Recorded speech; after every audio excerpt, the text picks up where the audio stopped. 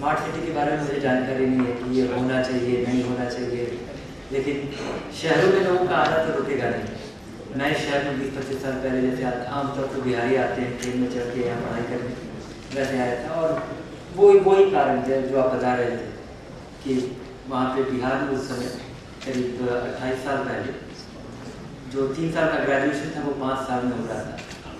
गाँव में शिक्षा उपलब्ध नहीं थी और शायद वो स्थिति बहुत जगह दिल्ली और मुंबई के अलावा बड़े शहरों के अलावा वो स्थिति बहुत बदली नहीं है। उसके अलावा व्यवसाय और मैं बहुत ही अपने घर से जुड़ा हुआ, अपने प्रदेश से जुड़ा हुआ विद्यार्थी रहा था, तो मेरा कोई प्लान नहीं था कि मैं दिल्ली में आके बसूँगा। और लेकिन जब आप आते हैं, काम का सिलसिला बढ़ता है तो आप काम में लग जाते हैं। तो मुझे नहीं लगता है कि इसमें हम कितना भी बहस करें कि हमें गांव में होना चाहिए नहीं होना चाहिए, या शहरों को बनाना चाहिए, स्मार्ट होना चाहिए शहरों का या नहीं, ये इनएविटेबल है, ऐसा होगा ही। और शायद ये भविष्य में और व्यापक रूप से बढ़ेगा। शायद आज दुनिया में बहुत सारे लोग दुनिया के किसी शहर में के अपने आप को नागरिक मानते हैं, तो इसमें कोई दो राय नहीं कि गाँव में भी बहुत सारी सुविधाएं होनी चाहिए और सुचारू रूप से सब कुछ होना चाहिए। लेकिन वो मेरा विषय नहीं है। मेरा विषय है कि क्या निवेशकों के लिए अट्रैक्टिव एवेन्यू होगा। जो कुछ ही बताया जा रहा था कि इंफ्रास्ट्रक्चर बिल्ड करने के लिए जो मल्टीलैटरल एजेंसी, गवर्नमेंट का जो कैटेलिटिक रोल होना चाहिए, जिस तरह से सरकार इसको प्रोत्साहन दे सकती है, या जिस तरह से सरकार का एक कैटेलिटिक रोल ही हो सकता है, क्योंकि सरकार एक स्मार्ट सिटी नहीं बना सकती, क्योंकि लोगों को रोजगार का साधन खुद, उसके लिए एंटरप्रेन्योरशिप चाहिए, उसके लिए रोजगार क्रिएट करने के लिए या व्यवसाय क्रिएट करने के लिए तो लोगों को ही इनिशिएटिव लेना पड़ेगा, लोगों के रहने का बंदोबस्त लोगों को खुद करना पड़ेगा। तो सरकार का रोल इसमें केवल एक कैटेलिटिक रोल है, और इसमें चाहे वो वायबिलिटी गैप फंडिंग हो या प्रिंसिपल आपको कैपिटल इनिशिएट कर दिया जाए जिससे कि इसकी शुरुआत हो पाए, लेकिन बाकी सारी पूंजी तो लोगों की ही पूंजी इसमें आनी है। और ये चाहे वो किसी भी इंटरमीडिएशन के जरिए है, चाहे वो बाजार के जरिए है, चाहे वो फंड के जरिए है, या अमीर लोगों का पैसा या विदेशियों का पैसा पूल होकर के भारतीय बाजार में लगे, लेकिन ये सारी चीज़ों के होने के लिए मैं बहुत ही सिनिकल व्यू होल्ड करता हूँ कि क्या विदेशी या देसी इंडिविजुअल इन्वेस्टर क्या इसके लिए आकर्षित होगा। इसके आकर्षित होने का कोई कारण ही नहीं है, क्योंकि इसका जो सरकार चाहे, और इसके या फिर इसके लिए बहुत बड़ा बदलाव चाहिए होगा, और बदलाव केवल कानून में ही नहीं। क्योंकि अगर आप देखें कि इसके लिए स्मार्ट सिटी, चाहे वो नया स्मार्ट सिटी बनाना हो या एग्जिस्टिंग सिटी को स्मार्ट बनाना हो, आपको चाहिए क्या? फैसिलिटेशन के अलावा इसमें प्राइमरी इंफ्रास्ट्रक्चर और हाउसिंग या रियल स्टेट इसका एक बहुत डोमिनेंट रोल है।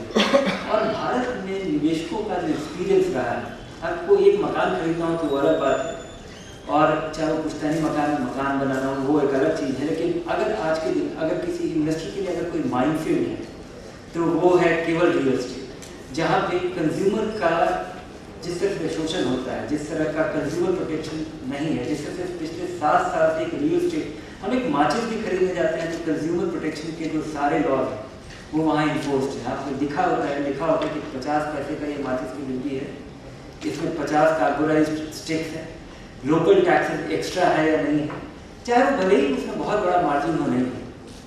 ये जिंदगी में लोगों के लिए ये एक सबसे बड़ा टिकट, सबसे बड़ा निवेश, सबसे बड़ी पूंजी, जिसमें कि सबसे कम ट्रांसपेरेंसी, सबसे कम कस्टमर इन्वेस्टर प्रोटेक्शन। और अभी एक ऐसे ऑर्बिट में जा चुका है जहाँ पे लोगों को बताया ही नहीं जाता कि आप मकान खरीद रहे हैं, लोगों को बताया जाता है कि आप इन्वेस्ट कर रहे हैं। ये किसी न किसी के रहने का किसी का ये आवाज़ है, और जब तक ये कॉन्टेक्स्ट में नहीं आएगा, और इसकी वजह से इसका इकोनॉमिक्स बिल्कुल हेवायर हो गया है। और पिछले 7 साल में अभी तक 6 ड्राफ्ट आ चुके हैं रियल एस्टेट बिल के। ये जो 6 रियल एस्टेट बिल के जो ड्राफ्ट है, ये हर बार कंज्यूमर का जो इंटरेस्ट है उसको डाइल्यूट करते जा रहे हैं। इसकी शुरुआत हुई थी कि हर एक प्रोजेक्ट एक इंडिपेंडेंट होगा, उसमें एक उस प्रोजेक्ट से दूसरे प्रोजेक्ट में ट्रांसफर पैसा नहीं जा सकता है उसके। और इस प्रोजेक्ट को इशू कब किया जाएगा, कब बिल्डर इससे पैसा ले सकता है, जब उसके पास क्या क्या चीज़ क्लियर होना चाहिए उस प्रोजेक्ट को बेचने की या उस प्रोजेक्ट की शुरुआत के पहले। तो मुझे लगता है कि जिस तरह से निवेशकों को एक घात लगा करके व्यवसाय देखता है, वो उसको अपना कंज्यूमर मानता ही नहीं है। और ये एक बहुत बड़ा डिस्टॉर्शन है, ये भारत के लिए इतना बड़ा डिस्टॉर्शन है जिसका कि समाधान बहुत आसानी से नहीं हो सकता है जब तक कि एक तो कानून बदले, उसके अलावा लोगों का रुख बदले, और जब तक निवेशक असर्टिव नहीं होंगे। और इसमें मुझे बड़ी उम्मीद लग रही है, इसमें मुझे इतनी बड़ी उम्मीद लग रही है कि ये इकोनॉमिक फ्रेमवर्क को पार कर चुका है। आज जब भी आप कोई चीज़ लेते हैं या कोई चीज़ खरीदते हैं तो वो एक इकोनॉमिक डिसीजन है। मकान खरीदना आज इकोनॉमिक डिसीजन नहीं है, ये कुछ और ही डिसीजन है। क्योंकि अगर आप उसको रेंटल रील के नज़रिए से देखें तो वो बिल्कुल नहीं बैठता है। मैं जिस मकान में रहता हूँ शायद वो मैं कभी अफोर्ड नहीं कर पाऊँ, लेकिन जो मैं उसका किराया देता हूँ वो उस मकान का करीब आधा प्रतिशत सालाना मैं उसका किराया देता हूँ। और उस मकान में मैं पिछले 15 साल से रह रहा हूँ। हर साल महंगाई के हिसाब से उसका दाम भी, उसका किराया भी रिवाइज हो जाता है। तो मुझे बड़ी हैरानी होती है कि अगर आदमी एक इकोनॉमिक एनिमल है तो मेरा मकान मालिक मुझे निकालता क्यों नहीं। शायद कुछ हिस्टोरिक रीजन है कि लोग अपना मकान नहीं बेचते या उनको लगता है कि चलो लगा हुआ है। जो कैश कंपोनेंट है वो एक रियलिटी है रियल एस्टेट में, और शायद अकेला जरिया है जहाँ पे इतने बड़े तादाद में ये इतना बड़ा डिस्टॉर्शन है जो कि सस्टेनेबल नहीं है। आप लोग सब चार्टर्ड अकाउंटेंट्स ढेर सारे लोग यहाँ बैठे हुए हैं, आपको पता ही है कि पिछले 15 साल में सरकार ने किस तरह से नकेलबंद कसी है। अगर आप ट्रांजैक्शन करें तो आप किसको पेमेंट करते हैं तो TDS काटना होता है 1%, आधा प्रतिशत, 2%। जिस तरह से ये घेराबंदी हो चुका है, मुझे बड़ी हैरानी है कि इतनी बड़ी तादाद में आज भी कैश एक्सचेंज होता है किसी के, और यहाँ पे इस तरह का डिस्टॉर्शन हो रहा है कि आप रजिस्टर करते हैं, कम दाम में रजिस्टर करते हैं और वहाँ का सर्कल रेट बहुत ज़्यादा है, शायद 3 गुना है। और ये भी परमिटेड है हमारे लॉज में। शायद जैसे जैसे ये टेक्नोलॉजी का इंटीग्रेशन होगा, जिस तरह से आप मकान खरीदते हैं और जिस तरह से आप इनकम टैक्स रिटर्न फाइल करते हैं और वो एसेट का जो वैल्यूएशन होता है, जिस दाम पे बड़ी हंसी होती है कि 30 लाख रुपए का मकान बिकता है, लेकिन जब कोई आदमी डिफॉल्टर होता है और वो मकान जब ऑक्शन में आता है, सरफेसी एक्ट के बाद आप अक्सर संडे को ढेर सारे विचार देखते होंगे, तो वही मकान 1.25 करोड़ रुपए में बिकता है और उसको खरीदार आसानी से नहीं मिलता है, क्योंकि जो खरीदार है वो 1.25 करोड़ वाला नहीं है, लेकिन वो 1.25 करोड़ रुपए खर्च करता है। तो ये बड़ी ही अजीब विडंबना है। उसी तरह से जो हमारे यहाँ जो रेगुलेशंस है, अभी तो बड़े बड़े कानून आए हैं जो सेबी ने जारी किया है, जिसका कि इस पर्टिकुलर इनिशिएटिव में बहुत बड़ा रोल हो सकता है। रियल एस्टेट इन्वेस्टमेंट ट्रस्ट और इंफ्रास्ट्रक्चर इन्वेस्टमेंट ट्रस्ट इसका गाइडलाइन है। हमारे सारे रेगुलेटर्स की ये मंशा है, मंशा नहीं, ये कुछ टेम्पटेशन है, क्योंकि ये ब्यूरोक्रेटिक बैकग्राउंड से लोग आते हैं। उनकी धारणा है कि वो निर्धारित करेंगे कि देश में कारोबार कैसे होगा।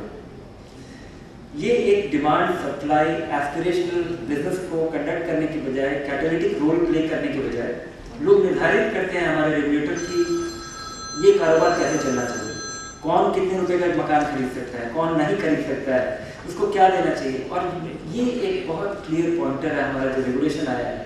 मुझे लगता है कि वो बहुत इंपॉर्टेंट फर्स्ट स्टेप है, बहुत ही पॉजिटिव स्टेप है कि real estate investment trust possible हो पाएगा। लेकिन मुझे बिल्कुल हैरानी नहीं होगी कि एक भी रियल एस्टेट इन्वेस्टमेंट ट्रस्ट अगर ना आए तो, क्योंकि उसके 2-3 अगर आप चीज़ देखें कि रियल एस्टेट इन्वेस्टमेंट ट्रस्ट में मैंडेट किया गया कि एक वो ऐसे ही एसेट्स होल्ड कर सकता है जिसमें 80% रेवेन्यू जनरेटिंग एसेट्स हो।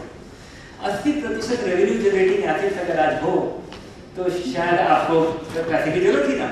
अगर आपके पास मकान है जिसमें 80% पैसा आपको किराया दे रहा है और वो कमर्शियल रियल एस्टेट ही हो, रेजिडेंशियल क्यों नहीं, तो इसके बारे में शायद सोचा नहीं गया है। हाँ, एक हड़बड़ी में कानून बना दिया गया और मुझे लगता है कि हमारे यहाँ कानून की शुरुआत हुई, ये एक अच्छा कदम। तो उसको मैं पॉजिटिव नजरिए से देखता हूँ। लेकिन जो मैं शुरुआत में बता रहा था कि जिस तरह से प्रे की तरह देखा जाता है कस्टमर को, जिस तरह से क्योंकि कोई भी निवेशक 3-4 चीजें, खासकर 1 नंबर का निवेशक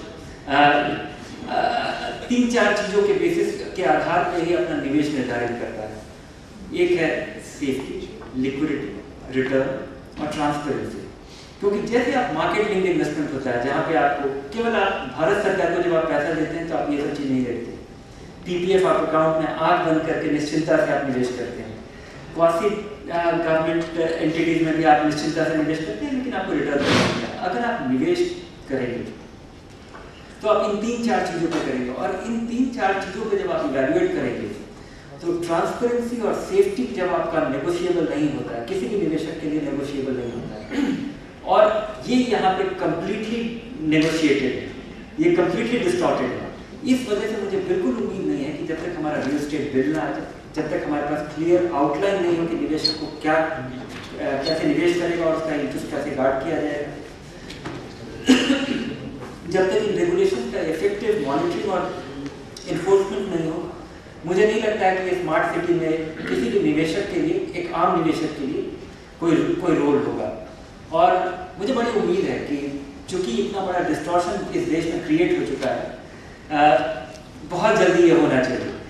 ये बहुत बड़ा बदलाव होगा। मुझे नहीं पता है कि ये 20 गुना एफआईआर देने से होगा, लेकिन एक चीज़ मुझे जरूर पता है कि अगर ये ट्रांसपेरेंट होगा तो सब चीज़ें एक नंबर में हुआ करेंगी, और उसके वजह से एक बहुत बड़ा सप्लाई क्रिएट होगा। धन्यवाद आपको।